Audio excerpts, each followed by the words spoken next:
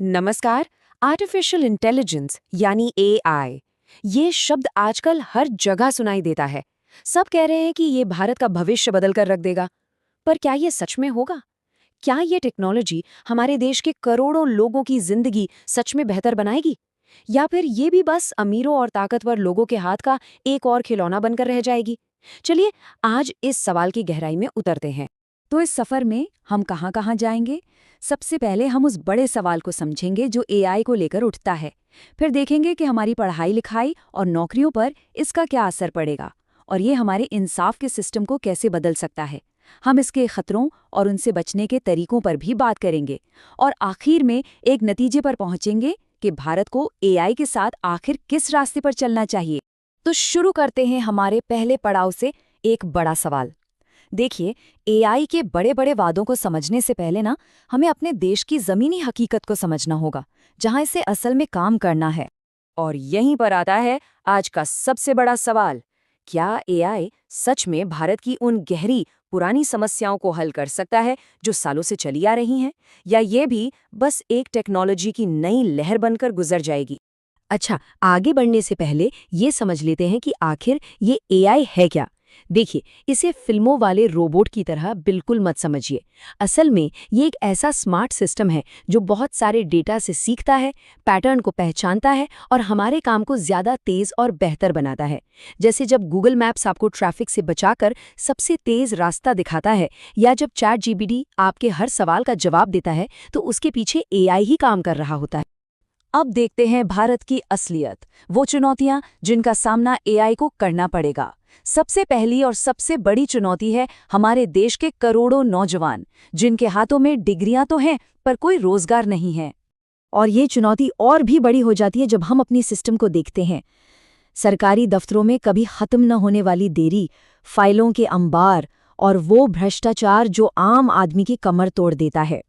और अगर हम शहरों से जरा दूर गांव की तरफ देखें तो तस्वीर और भी धुंधली हो जाती है। वहां अच्छी पढ़ाई और अच्छी स्वास्थ्य सेवा आज भी एक सपने जैसा है। क्यों? क्योंकि अच्छे डॉक्टर और टीचर वहां पहुंचना ही नहीं चाहते। और फिर आती है हमारी न्याय व्यवस्था, जहां करोड़ों केस दशकों से धूल फांक रहे हैं और इंसाफ का इंतजार पीढ़ी दर पीढ़ी चलता रहता है। तो असल सवाल ये है, बेरोजगारी, भ्रष्टाचार, धीमी न्याय व्यवस्था, क्या एआई जैसी कोई तकनीक इन इतनी गहरी और उलझी हुई समस्याओं का कोई हल निकाल भी सकती? चलिए अब आते हैं दूसरे हिस्से पर, शिक्षा और रोजगार। ये दो ऐसे जरूरी क्षेत्र हैं जहां एआई कमाल भी कर सकता है और अगर सही से इस्तेमाल ना हुआ तो एक बहुत बड़ा खतरा भी बन सकता है। ये एक सिक्के के दो पहलुओं जैसा है। एक तरफ तो उम्मीद है। सोचिए, एआई हर बच्चे को एक पर्सनल एआई टीचर दे सकता है, चाहे वो गांव में हो या शहर में। वो हर बच्चे को उसकी अपनी रफ्तार से सिखा सकता है। लेकिन दूसरी तरफ खतरा भी है। अगर ये टेक्नोलॉजी सिर्फ महंगे प्राइवेट स्कूलों तक ही सिमट कर रह गई तो ये अमीरों और गरीबों के बीच की खाई को और भी ज्यादा चौड़ा कर देगी। अब बात नौकरियों की। डर लगना तो स्वाभाविक है, पर इतिहास गवाह है कि हर नई टेक्नोलॉजी अपने साथ नए तरह के रोजगार भी लाती है। एआई भी डेटा एनालिस्ट, एआई ट्रेनर और साइबर लॉ एक्सपर्ट जैसी ढेरों नई नौकरियां पैदा करेगा, जिनके बारे में कुछ साल पहले तो हमने सोचा भी नहीं था। तो पता है, असली समस्या एआई नहीं है, असली चुनौती है हमारी तैयारी में कमी। क्या हम अपने देश के युवाओं को इन नई नौकरियों के लिए तैयार कर पा रहे हैं? क्या हम उन्हें वो स्किल्स सिखा पा रहे हैं जिनकी आने वाले कल में जरूरत होगी? अब बात करते हैं तीसरे हिस्से की, न्याय और कानून। एक ऐसा क्षेत्र जहां इंसाफ के लिए लोग सालों साल इंतजार करते हैं। क्या कोई टेक्नोलॉजी सच में इंसाफ दे सकती है, खासकर तब जब बात इंसानियत और संवेदना की हो? समस्या कितनी बड़ी है इसका अंदाजा आप इसी बात से लगाइए कि भारत की अदालतों में 4 करोड़ से भी ज्यादा केस पेंडिंग हैं। ये सिर्फ एक नंबर नहीं है, ये उन लाखों लोगों की जिंदगी की कहानियां हैं जो इंसाफ के इंतजार में बूढ़े हो रहे हैं।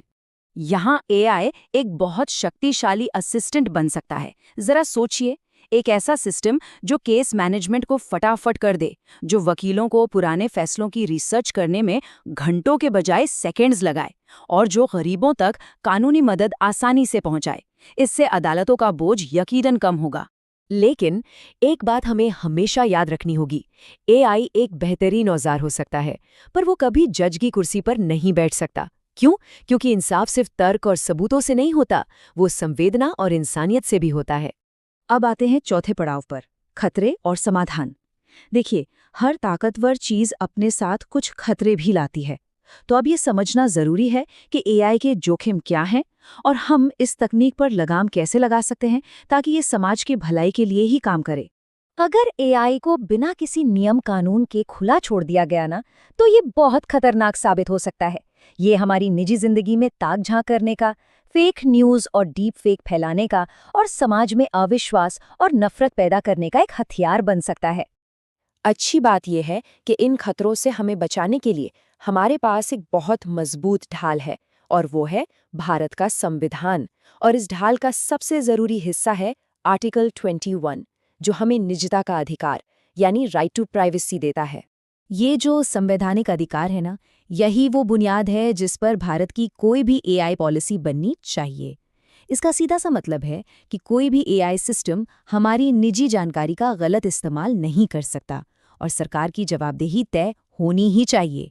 तो एआई की उम्मीदों और खतरों दोनों को समझने के बाद अब हम आते हैं अपने अंतिम और सबसे जरूरी सवाल पर। आखिर भारत के लिए एआई का भविष्य है क्या? सबसे ज़रूरी बात जो हमें समझनी है वो ये है कि एआई की अपनी कोई सोच नहीं है, कोई इच्छा नहीं है। ये आग की तरह है, आप उससे खाना भी बना सकते हैं और किसी का घर भी जला सकते हैं। ये सिर्फ और सिर्फ एक औजार है। और इसका नतीजा इस बात पर निर्भर करेगा कि हम कौन सा रास्ता चुनते हैं। हमारे सामने दो भविष्य हैं। एक भविष्य वो है जहां एआई का इस्तेमाल गांवों के लिए हो, गरीबों के लिए हो और संविधान के दायरे में रहकर हो। और एक दूसरा भविष्य भी है जहां एआई सिर्फ मुनाफे के लिए हो, ताकत हासिल करने के लिए हो और जो अमीर और गरीब के बीच की खाई को और गहरा कर दे। आखिर में बस एक बात याद रखनी होगी, तकनीक इंसान के लिए बनी है, इंसान तकनीक के लिए नहीं। भारत का एआई वाला भविष्य कितना उज्जवल होगा या कितना अंधकारमय, ये कोई टेक्नोलॉजी तय नहीं करेगी, ये हम और हमारे चुने हुए रास्ते तय करेंगे। सवाल बस इतना है कि हम कौन सा रास्ता चुनते हैं।